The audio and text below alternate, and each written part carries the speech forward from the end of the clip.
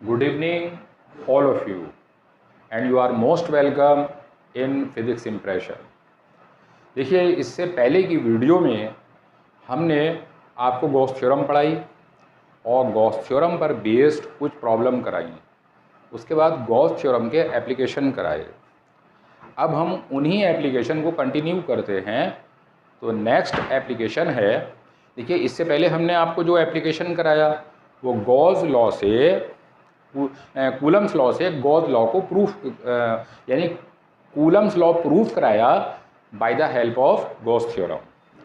ठीक है। उसके बाद दूसरा एप्लीकेशन हमने कराया कि एक सॉलिड मेटेलिक स्फीयर है, उससे उसके बाहर इलेक्ट्रिक फील्ड इंटेंसिटी निकाली बाय गॉस थ्योरम, उसके सरफेस पर निकाली और उसके अंदर निकाली।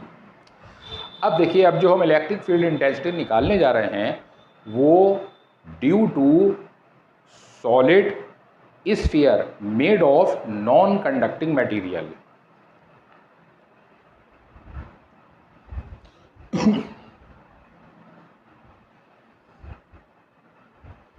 Electric field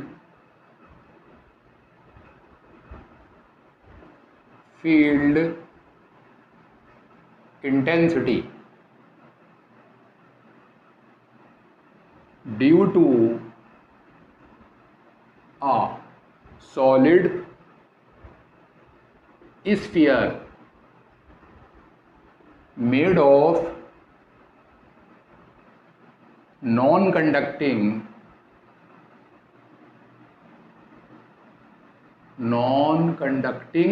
material।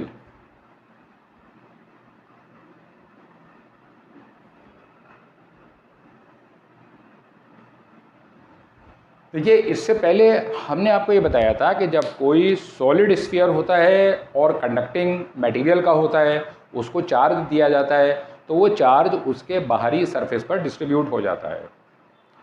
लेकिन अगर वही स्फीयर नॉन कंडक्टिंग मटेरियल का है और उसको चार्ज दिया जाए तो वो चार्ज बजाय उसके सरफेस पर डिस्ट्रीब्यूट होने के पूरे वॉल्यूम में डिस्ट्रीब्यूट होता है। इसका मतलब क्या, यहाँ एक डिफरेंस है।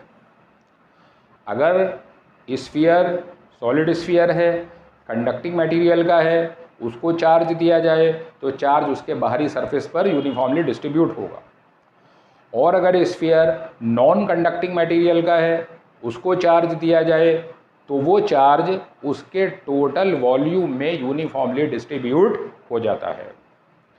सपोज हमारे पास ये एक स्फीयर है और ये स्फीयर कैसा है, नॉन कंडक्टिंग मटेरियल का है। इसको हमने चार्ज दिया प्लस Q। अब देखिए, ये चार्ज जो है वो इसके टोटल वॉल्यूम में यूनिफॉर्मली डिस्ट्रीब्यूट हो जाता है।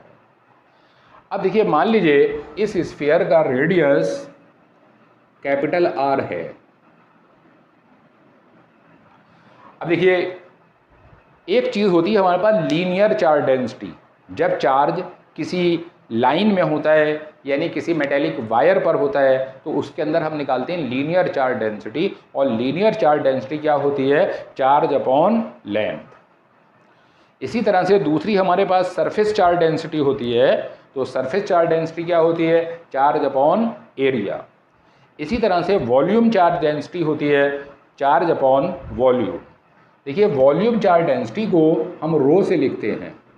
रो इज इक्वल टू क्या हो जाएगा कि कितना हमने चार्ज दिया यानी Q चार्ज दिया और वॉल्यूम कितना है उसका 4/3 pi capital R cube. It means 3Q upon 4 pi R cube, that is volume charge density. Volume charge density का मतलब क्या होता है, charge in unit volume, that is charge in unit volume. अब देखिए, हम इलेक्ट्रिक फील्ड इंटेंसिटी इसके बाहर निकालने जा रहे हैं किसी पॉइंट पर। मान लीजिए वो पॉइंट हमारा ये है, suppose this point is P। मान लीजिए इसका सेंटर से डिस्टेंस स्मॉल r है। That is centre O.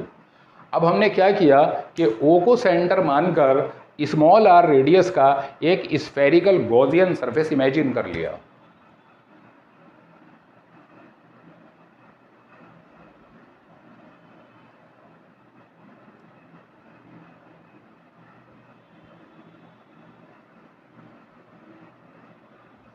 That is a spherical Gaussian surface of radius R. अब देखिए यहाँ पर हमने क्या किया, एक छोटा सा एरिया एलिमेंट कंसीडर किया ds, ठीक है। अब देखिए ये ds जो है वो नॉर्मल के डायरेक्शन में होगा, जब हम इसको वेक्टर लेते हैं तो नॉर्मल के डायरेक्शन में लेते हैं, और इलेक्ट्रिक फील्ड इंटेंसिटी भी हमारे पास इसी डायरेक्शन में होगी E। देखिए इलेक्ट्रिक फील्ड पॉजिटिव चार्ज से हमेशा बाहर की तरफ होती है। अब देखिए अब हम यहाँ पर गॉस थ्योरम अप्लाई कर रहे हैं। अकॉर्डिंग टू गॉस थ्योरम क्या होता है, surface integral E dot ds is equal to total charge upon epsilon naught. तो इस गॉसियन सरफेस के अंदर जो चार्ज एनक्लोज्ड है वो कितना है, Q है, that is Q upon epsilon, Q upon epsilon not, that is Gauss theorem. अब देखिए क्या होगा कि जब हम इस सरफेस इंटीग्रल को ओपन करेंगे तो E और ds के बीच जो एंगल है वो कितना है, 0 डिग्री, क्योंकि E और ds both lies in the same direction.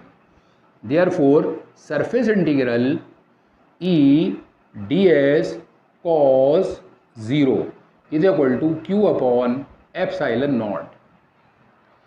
अब देखिए cos 0 तो 1 होता है, तो हमारे पास क्या आया, E को हमने बाहर निकाला, E surface integral ds is equal to Q upon epsilon naught E। अब देखिए जब हम सरफेस इंटीग्रल करेंगे इस ds का तो ये क्या बन जाएगा, total surface area of the Gaussian surface means 4 pi r square. ये किसी भी स्फीयर का जो एरिया होता है that is 4 pi r square, और जो वॉल्यूम होता है वो 4/3 पाई r क्यूब। तो E into 4 pi r square is equal to Q upon epsilon naught. Therefore E is equal to 1 upon 4 pi epsilon naught Q upon r square. ये electric field intensity हमारी बाहर आ गई। इसका मतलब क्या हुआ, यहाँ से हम एक चीज़ देख रहे हैं, वो क्या है कि अगर इलेक्ट्रिक फील्ड इंटेंसिटी हम स्फीयर के बाहर निकाल रहे हैं और वो स्फीयर कंडक्टिंग है तब भी यही फॉर्मूला होगा, और अगर वो स्फीयर नॉन कंडक्टिंग मटेरियल का है तब भी फॉर्मूला यही होगा। इसका मतलब क्या है कि अगर इलेक्ट्रिक फील्ड इंटेंसिटी हम स्फीयर के बाहर निकाल रहे हैं और वो स्फीयर कंडक्टिंग है या नॉन कंडक्टिंग मटेरियल का बना हुआ है, तो इलेक्ट्रिक फील्ड इंटेंसिटी के लिए फॉर्मूला सेम रहेगा, ठीक है। E is equal to 1 upon 4 pi epsilon naught Q upon r square, ठीक है। अब बात करते हैं हम इनसाइड द स्फीयर।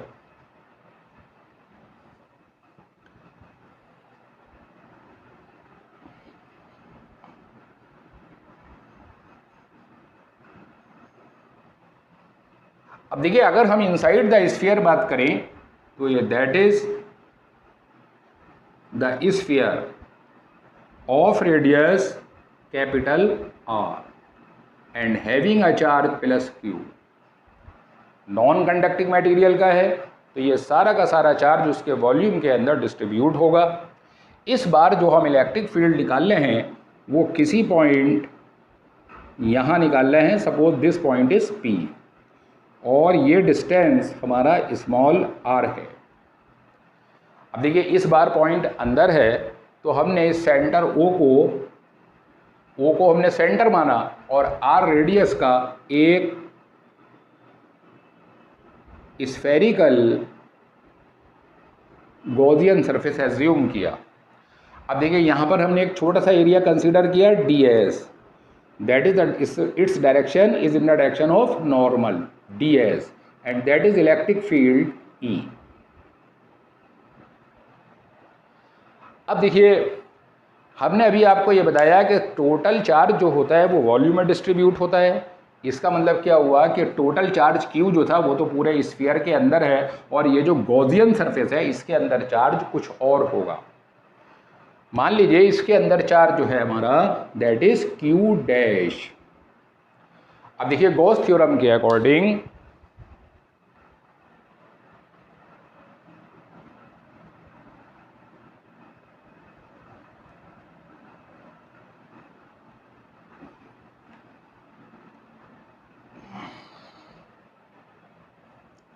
हमारे पास Q डैश की वैल्यू क्या होगी? Q डैश की वैल्यू होगी, देखिए यूनिट वॉल्यूम के अंदर चार्ज है हमारे पास रो, तो इतने वॉल्यूम के अंदर चार्ज कितना होगा और ये वॉल्यूम कितना होगा 4/3 pi r cube, 4/3 pi r cube, क्योंकि इस गोले की रेडियस, इस स्फीयर की रेडियस कितनी है स्मॉल r, तो यूनिट वॉल्यूम में चार्ज है रो, तो 4/3 पाई आर क्यूब वॉल्यूम के अंदर चार्ज कितना होगा मल्टीप्लाई कर दिया। अब देखिए गॉस थ्योरम के अकॉर्डिंग क्या होगा, surface integral E dot D S is equal to Q dash, अब हम चार्ज क्या लेंगे Q डैश। अब देखिए पहले जो हम इलेक्ट्रिक फील्ड इंटेंसिटी निकाल रहे थे वो स्फीयर के बाहर निकाल रहे थे और स्फीयर के बाहर एयर थी, इसलिए हमने एप्सिलॉन नॉट लिखा था, लेकिन इस बार हम जो इलेक्ट्रिक फील्ड निकाल रहे हैं वो इनसाइड द स्फीयर निकाल रहे हैं, इसलिए बजाय एप्सिलॉन के, एप्सिलॉन नॉट के बजाय क्या लेंगे एप्सिलॉन। एप्सिलॉन क्या होता है, परमिटिविटी ऑफ द मीडियम, जिसका वो बना हुआ है। अब देखिए यहाँ पे हमने गॉस थ्योरम को अप्लाई किया, अब उसके बाद इसको ओपन करते हैं, तो that is surface integral E ds cos 0 is equal to Q dash की वैल्यू हमारे पास कितनी हो जाएगी rho into 4/3 pi are cube upon epsilon. अब देखिए cos 0 1 होता है, तो E को हम बाहर निकालेंगे, तो surface integral ds is equal to cos 0 1 होता है rho into 4/3 pi are cube upon epsilon.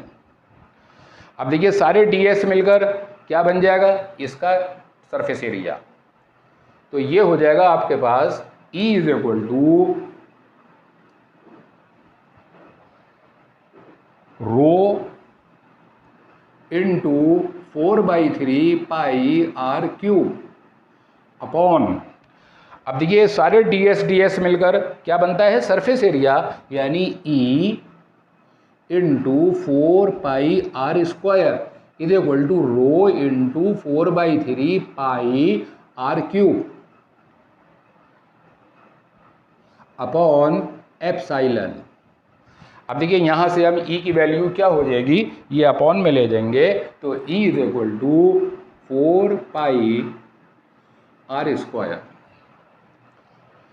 अब देखिए इसको हम नीचे ले गए, यहाँ से क्या होगा 4 पाई ये कैंसिल हो जाएगा और ये एप्सिलॉन हमारे पास चल ही रहा है, ठीक है।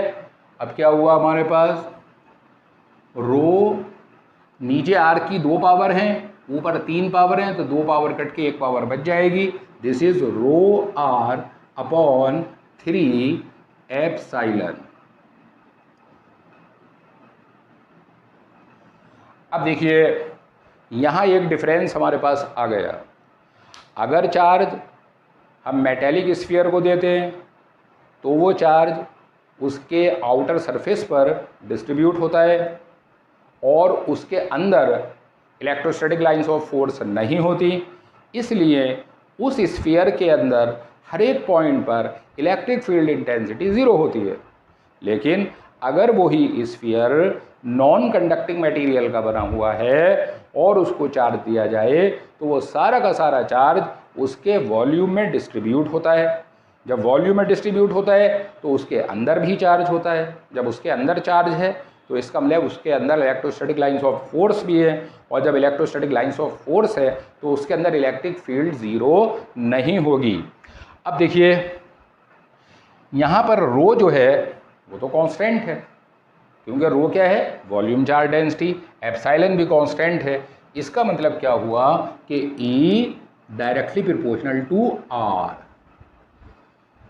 इसका मतलब क्या हुआ कि जैसे जैसे हम स्फीयर के सेंटर से सरफेस की तरफ बढ़ेंगे तो इलेक्ट्रिक फील्ड भी बढ़ेगी, और इलेक्ट्रिक फील्ड जो है वो डिस्टेंस की लीनियरली प्रोपोर्शनल होगी।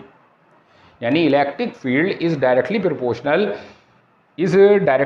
टू द R, यानी कि लीनियरली इंक्रीज हो रही है। इसका मतलब क्या है कि इस केस में सेंटर से जैसे जैसे हमारा डिस्टेंस बढ़ेगा इलेक्ट्रिक फील्ड भी बढ़ेगी, बढ़ते बढ़ते सरफेस पर आने के बाद ये मैक्सिमम हो जाएगी, और सरफेस के बाद जैसे ही डिस्टेंस बढ़ेगा तो इलेक्ट्रिक फील्ड उसी फॉर्मूले के अकॉर्डिंग जो हमने पहले बताया था घटने लगेगी और डिस्टेंस के स्क्वायर की इनवर्सली प्रोपोर्शनल होगी। तो inside the sphere electric field is directly proportional to the distance from the centre. इसको हम ग्राफिकली इस प्रकार से रिप्रेजेंट कर सकते हैं।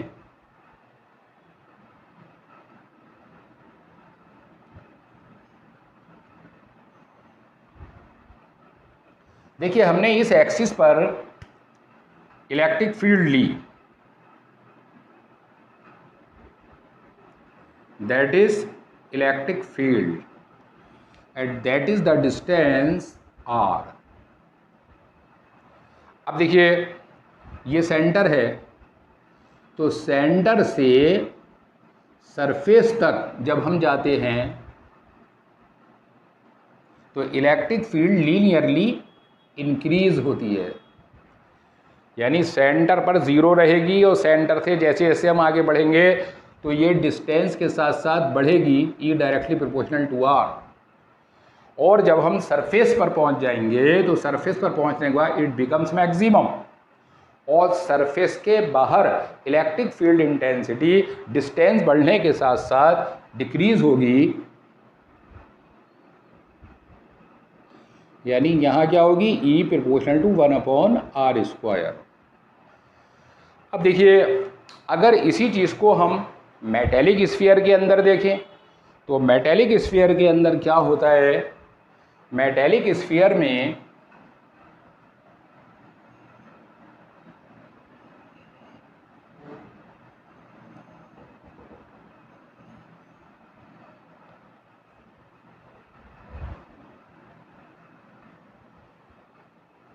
देखिए मेटेलिक स्फीयर के अंदर अगर हम ग्राफ प्लॉट करें तो ये इलेक्ट्रिक फील्ड इंटेंसिटी,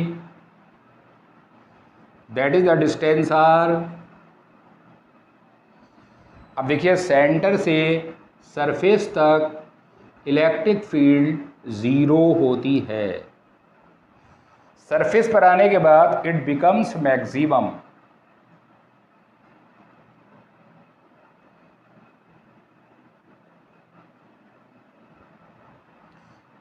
और सरफेस के बाद डिस्टेंस के स्क्वायर की इनवर्सली प्रोपोर्शनल होगी।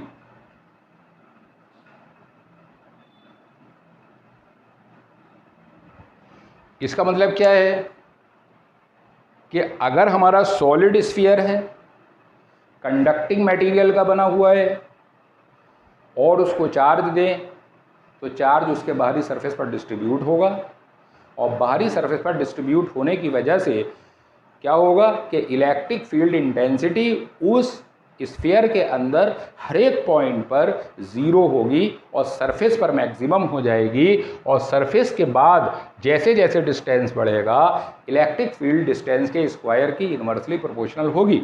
लेकिन अगर हम नॉन कंडक्टिंग स्फीयर के अंदर देखें तो इलेक्ट्रिक फील्ड सेंटर से सरफेस तक लीनियरली इंक्रीज होगी, सरफेस पर मैक्सिमम हो जाएगी, और सरफेस के बाद डिस्टेंस के स्क्वायर की इनवर्सली प्रोपोर्शनल होगी।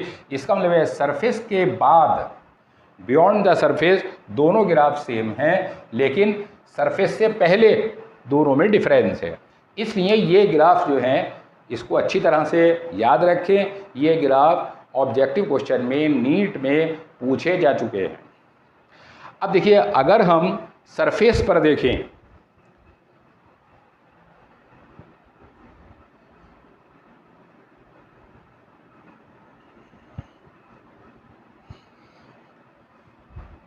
देखिए हमारे पास इलेक्ट्रिक फील्ड क्या आई, E is equal to rho R upon 3 epsilon.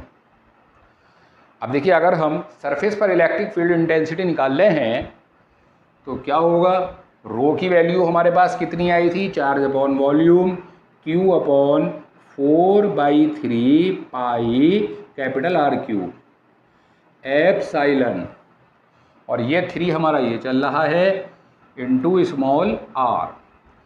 Small r की जगह क्या हो जाएगा, कैपिटल R, चूँकि सरफेस पर निकाल रहे हैं। अब देखिए क्या होगा, इस 3 से ये 3 कैंसिल हो जाएगा, 3 से 3 कैंसिल हो जाएगा, एक r से एक पावर कैंसिल हो जाएगी, तो क्या हो गया 1/4 पाई epsilon naught Q upon R square. ठीक है। अब देखिए, ये जो एप्सिलॉन है इसकी जगह हम लिख सकते हैं epsilon not K, epsilon permittivity of the medium. अब चूंकि हम सरफेस पर निकाल रहे हैं तो सरफेस पर हमारे पास क्या आ जाएगा, 4/एप्सिलॉन नॉट R। चूंकि एप्सिलॉन की वैल्यू हमारे पास क्या होती है, एप्सिलॉन बराबर होता है एप्सिलॉन नॉट K, ये पहले भी आपको बताया जा चुका है। तो इसका मतलब क्या हुआ कि स्फीयर कंडक्टिंग हो या नॉन कंडक्टिंग हो, अगर हम सरफेस पर इलेक्ट्रिक फील्ड निकाल रहे हैं तो सरफेस पर फॉर्मूला वो ही होता है, बाहर निकाल रहे हैं तो भी फॉर्मूला सेम रहेगा, लेकिन अगर हम अंदर निकालेंगे तो इलेक्ट्रिक फील्ड इंटेंसिटी का फॉर्मूला चेंज हो जाएगा, और कितना हो जाएगा, E is equal to rho R upon 3 epsilon. ठीक है। अब देखिए, अब हम नेक्स्ट एप्लीकेशन पर आते हैं।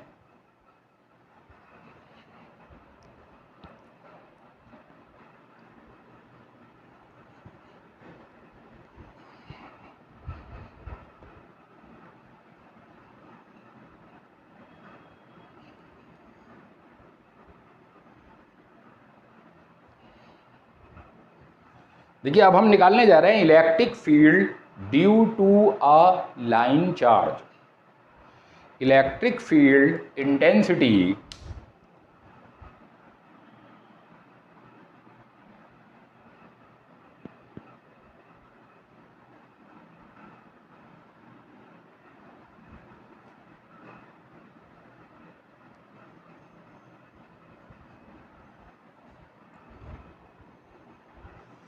Electric field intensity due to a line charge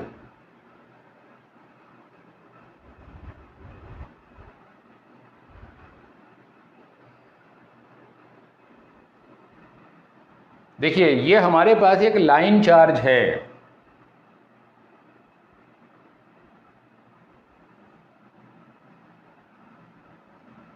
ये एक मेटेलिक वायर है जो इनफाइनाइटली लॉन्ग है, और इसकी लीनियर चार्ज डेंसिटी लैम्डा है।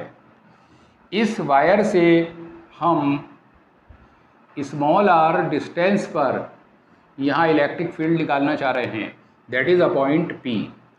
हमने क्या किया कि ये एक सिलेंड्रिकल गॉसियन सरफेस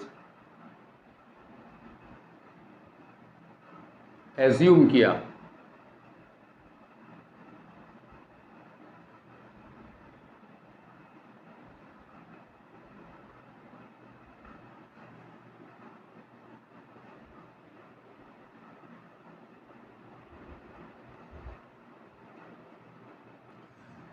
देखिए लाइन चार्ज है,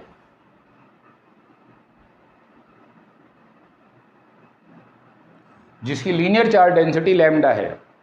इस लाइन चार्ज से r डिस्टेंस पर ये कोई पॉइंट P है, यहाँ पर हम इलेक्ट्रिक फील्ड इंटेंसिटी निकालना चाहते हैं, और ये जो मेटेलिक वायर है ये इनफाइनाइटली लॉन्ग है और इसकी लीनियर चार्ज डेंसिटी लैम्डा है। हमने क्या किया कि P पॉइंट पर हम इलेक्ट्रिक फील्ड निकालना चाहते हैं, तो r रेडियस का एक सिलेंड्रिकल गॉसियन सरफेस एज्यूम किया। यहाँ पर एरिया एलिमेंट ये होगा, दैट इज ds, और इलेक्ट्रिक फील्ड भी इसी डायरेक्शन में होगी। यहाँ पर एरिया इस डायरेक्शन में होगा और इलेक्ट्रिक फील्ड इस डायरेक्शन में होगी। सिमिलरली यहाँ एरिया एलिमेंट ds आपका ये होगा और इलेक्ट्रिक फील्ड इस डायरेक्शन में होगी। अब देखिए इस सिलेंडर के केस में इलेक्ट्रिक फ्लक्स जो है वो 3 जगह से गुजरेगा, कर्व्ड सरफेस से, सर्कुलर सरफेस से, सर्कुलर सरफेस से, तो 3 जगह से इलेक्ट्रिक फ्लक्स पास होगा। अब देखिए इस पर हम गॉस थ्योरम में अप्लाई करते हैं, तो surface integral E dot ds is equal to Q upon epsilon not.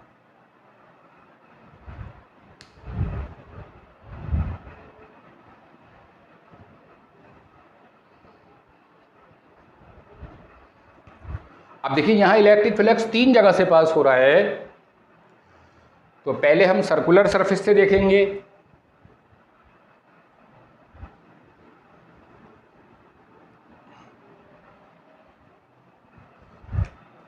Surface integral E dot ds ये कहाँ से आया, circular, plus surface integral E dot ds curved से आया, plus surface integral E dot ds circular से आया, is equal to. अब देखिए लीनियर चार्ज डेंसिटी लैम्डा है, मान लीजिए इस की जो लेंथ है दिस इज L, इस गॉसियन सरफेस की लेंथ L है, तो लीनियर चार्ज डेंसिटी लैम्डा बराबर क्या होता है, लैम्डा इज इक्वल टू होता है Q अपॉन L, तो Q is equal to lambda into L। अब देखिए सर्कुलर पर E और ds के बीच में 90 डिग्री का एंगल है, तो ये surface integral E ds cos 90 plus curved से E ds cos 0 plus surface integral E ds cos 90 is equal to, यहाँ पे देखिए Q की वैल्यू हम डाल देंगे, Q की वैल्यू हो जाएगी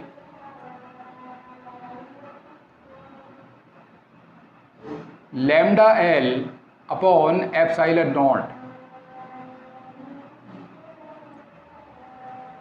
this is lambda L upon epsilon naught. अब देखिए ये दोनों फैक्टर कैंसिल आउट होंगे, this is E ds surface integral ds cos 0 1, this is lambda L upon epsilon not.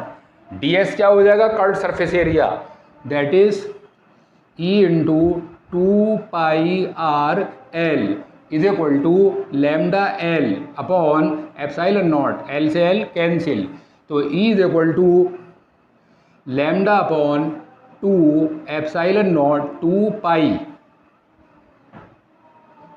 Pi epsilon naught R, 2 से multiply कर देंगे ऊपर नीचे, this is 2 lambda upon 4 pi epsilon naught R। तो इस तरह से इलेक्ट्रिक फील्ड इंटेंसिटी का फार्मूला आ गया, E is equal to 2 lambda upon 4 pi epsilon naught R, यानी इस केस में इलेक्ट्रिक फील्ड डिस्टेंस की इन्वर्सली प्रोपोर्शनल होती है।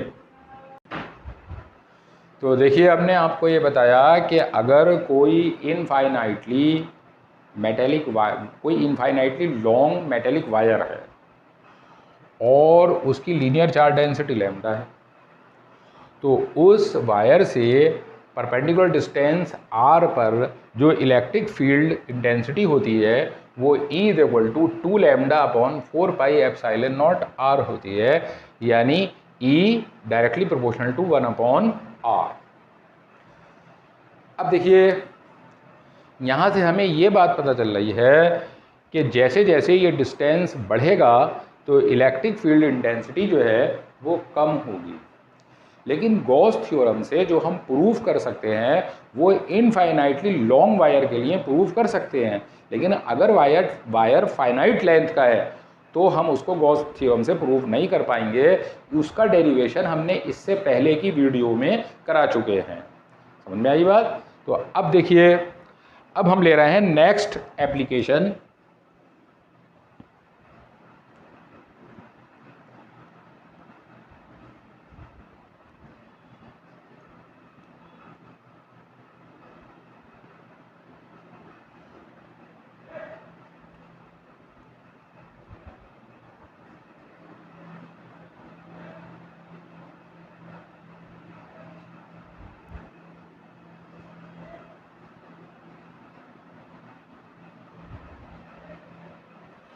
देखिए, electric field intensity due to a infinitely thin sheet of charge.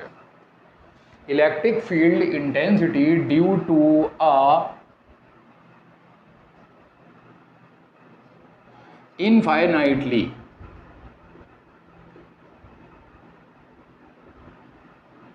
Thin sheet of charge.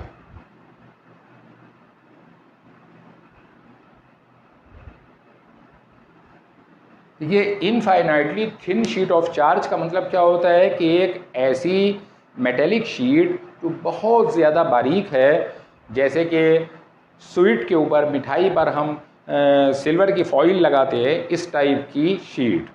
तो उसको जब चार्ज दिया जाता है तो वो चार्ज दोनों तरफ होता है। Suppose that is a infinitely thin sheet of charge,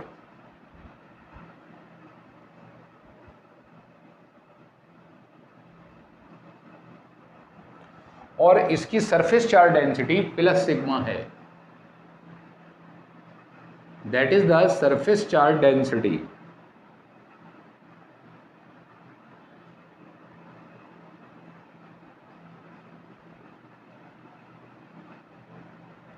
देखिए, सरफेस चार्ज डेंसिटी हमने आपको बताई थी कि सरफेस चार्ज डेंसिटी क्या होती है, charge upon area. Volume charge density charge upon volume. Linear charge density charge upon length. Linear charge density को लैम्डा से लिखते हैं। Linear charge density lambda is equal to Q by L. Surface charge density sigma is equal to Q upon area, area ds लिए लेते हैं। Volume charge density rho is equal to Q upon volume. Volume आपका अगर sphere है तो 4/3 pi r Q. ये तीनों densities हमें याद रखनी है। अब देखिए, इसकी surface charge density plus sigma है और ये infinitely thin sheet of charge जो है ये एयर में हेल्ड है। अब इससे हम किसी डिस्टेंस r पर, यहाँ पर इलेक्ट्रिक फील्ड इंटेंसिटी निकालना चाहते हैं। हमने क्या किया कि इसके अराउंड एक सर्कुलर एरिया इमेजिन किया, ds। ये कितना है, ds। अब देखिए, इससे हमने एक सिलेंड्रिकल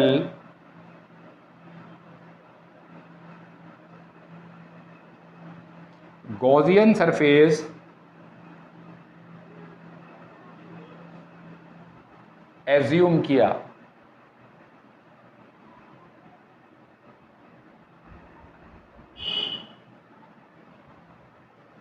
यानी that is a infinitely thin sheet of charge. Infinitely का मतलब बहुत ज़्यादा बारीक है, उस पर चार्ज दोनों तरफ है, यानी दोनों तरफ उसका रिफ्लेक्शन है। तो अब देखिए, अब हम क्या ले रहे हैं, उससे r डिस्टेंस पर, तो वो पॉइंट दोनों तरफ हो सकता है। मान लीजिए ये डिस्टेंस r है और ये डिस्टेंस भी r है। अब देखिए, यहाँ पर जो एरिया है ds वेक्टर वो ऐसे होगा और इलेक्ट्रिक फील्ड पॉजिटिव चार्ज से बाहर की तरफ होती है, ये इलेक्ट्रिक फील्ड होगी। कर्व्ड सरफेस पर एरिया वेक्टर ऐसे होगा ds नॉर्मल, और इलेक्ट्रिक फील्ड ये होगी, और दोनों के बीच में एंगल 90 डिग्री होगा। सिमिलरली यहाँ पर भी एरिया वेक्टर ds ये होगा और इलेक्ट्रिक फील्ड आपकी इस डायरेक्शन में होगी। अब देखिए यहाँ पर हम गॉस थ्योरम अप्लाई कर रहे हैं। गॉस थ्योरम के अकॉर्डिंग क्या होता है, surface integral of E dot D S, surface integral E dot D S is equal to Q upon epsilon naught. अब देखिए यहाँ पर हमारे पास सरफेस चार्ज डेंसिटी सिग्मा है, तो सिग्मा बराबर क्यू अपॉन डी एस, तो Q is equal to sigma into D S, this is sigma D S upon epsilon naught. अब देखिए यहाँ पर जो इलेक्ट्रिक फ्लक्स है वो तीन जगह से पास होगा, एक इस सर्कुलर सरफेस से, एक इस सर्कुलर से और एक कर्व्ड सरफेस से। तो पहले हम निकालेंगे E dot D S, E dot D S ये हमने सर्कुलर से निकाला, plus E dot D S curved से निकाला, plus E dot D S फिर से सर्कुलर से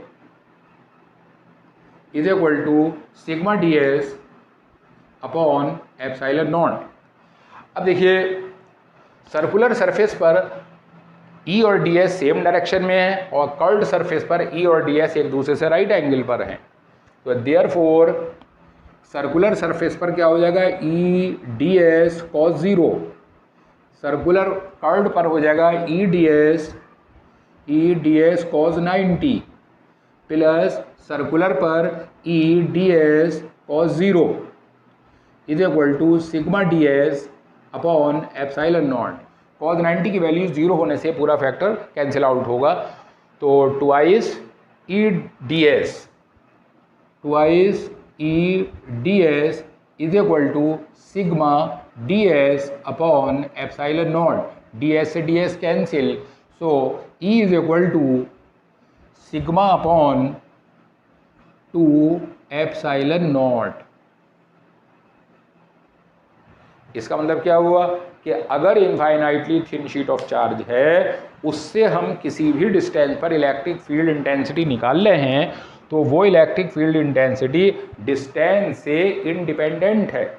देखिए इसके अंदर कहीं पर भी डिस्टेंस का टर्म नहीं है, यानी it is independent of distance r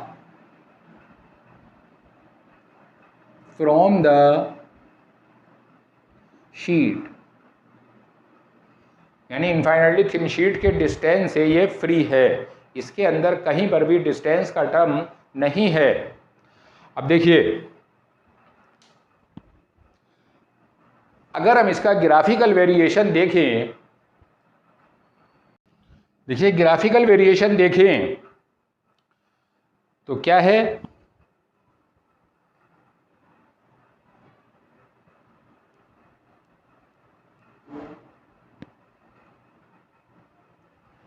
अगर देखिए इस एक्सिस पर हम इलेक्ट्रिक फील्ड ले रहे हैं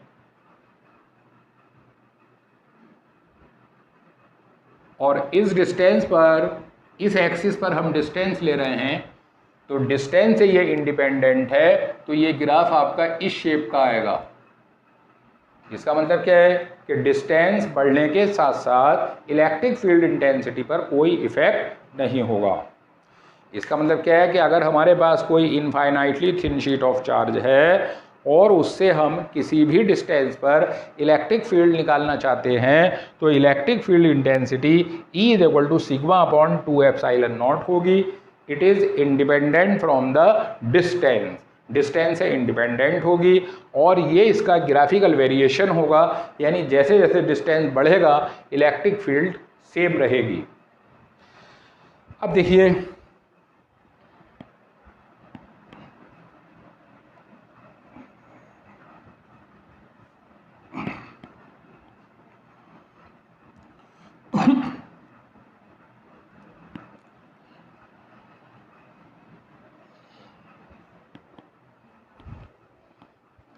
देखिए हमारे पास दो infinitely thin sheet of charge हैं।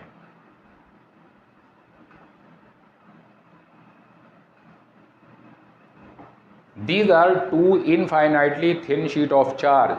Their surface charge densities plus sigma and minus sigma.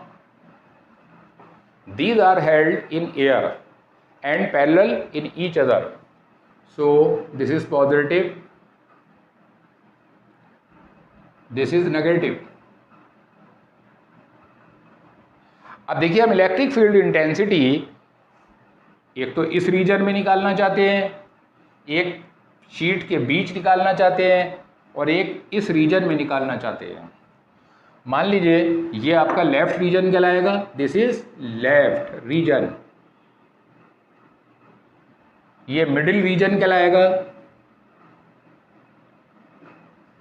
और ये राइट रीजन कहलाएगा।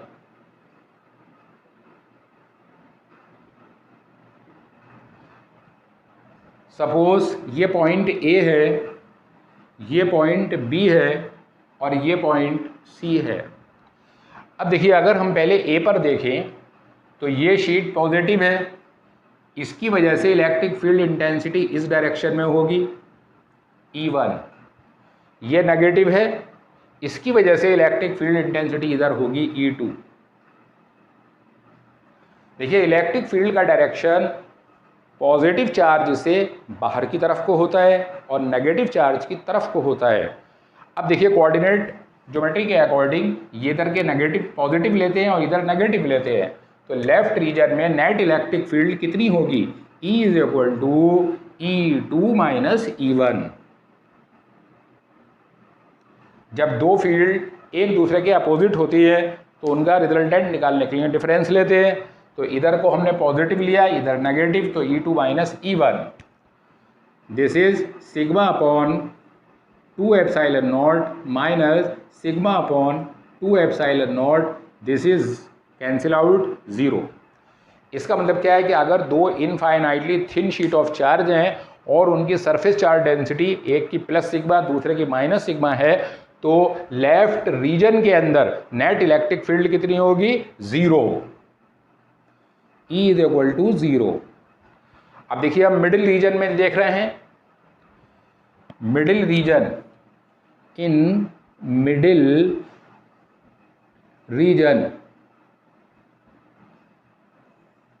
देखिए मिडिल रीजन में इसकी वजह से इलेक्ट्रिक फील्ड इधर होगी, पॉजिटिव चार्ज से बाहर की तरफ होती है और नेगेटिव चार्ज की तरफ होती है।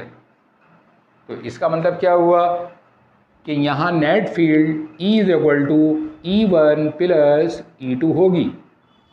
This is sigma upon 2 epsilon naught plus sigma upon 2 epsilon naught, this is 2 sigma upon 2 epsilon naught, this is sigma upon epsilon naught.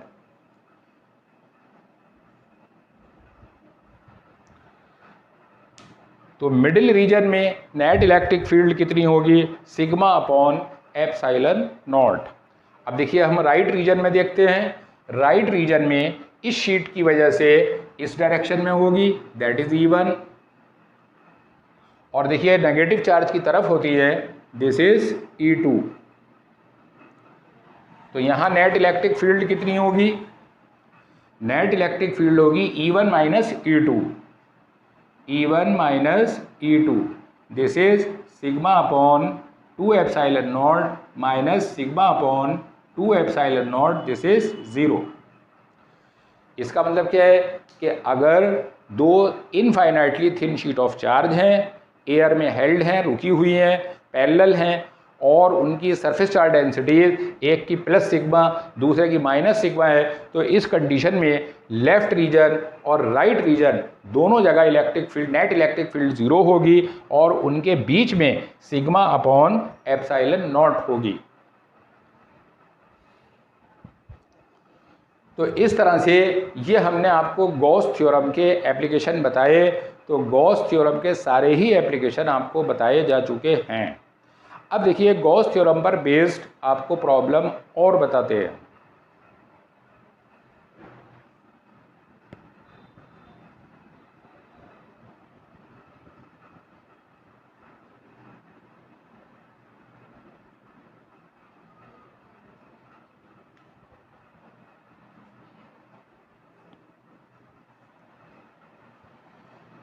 अब देखिए, अब जो और प्रॉब्लम्स हैं वो हम आपको नेक्स्ट वीडियो में बताएंगे, और हमें उम्मीद है कि वीडियो आपको पसंद आई होगी।